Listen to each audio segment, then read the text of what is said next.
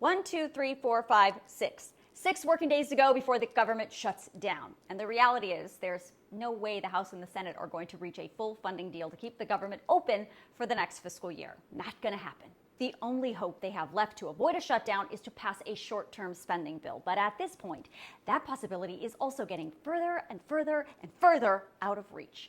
Now, I warned you this was coming in this video last week, and honestly, things have gotten so much worse on Capitol Hill since then.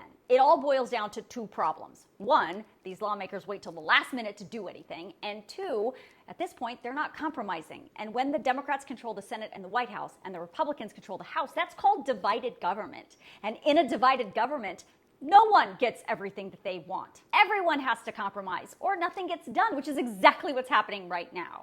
Now, today, members of the Republican far-right House Freedom Caucus and the more moderate Main Street Republican Caucus came together to try and sell their plan to other Republicans to pass a short-term spending bill called a continuing resolution. That version of their CR would keep the government open through October 31st. It would also impose an 8% spending cut of federal agencies across the board, except for the National Defense Budget, the Department of Veterans Affairs, and the standard funding for FEMA. It adds money for harsher border security measures, and it does not include funding for Ukraine, and it does not include the extra $12 billion the president asked for FEMA to respond to natural disasters like the wildfires in Maui.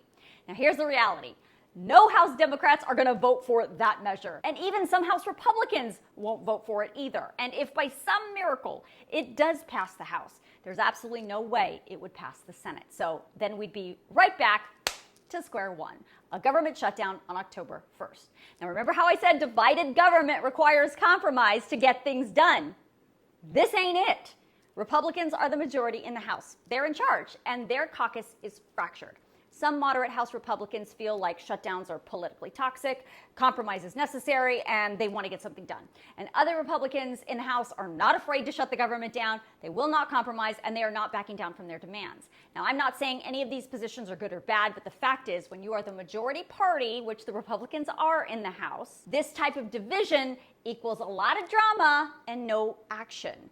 No progress, no governing, no getting things done. And politically, as we move into an election year, being the majority party and not being able to do the one job Congress has, funding the government, does not go over well at the ballot box. Now, a division like this within a party isn't new. We see it all the time. In fact, we see these same types of divisions on the Democrat side. But it matters more when you're in the majority and it's your responsibility to lead.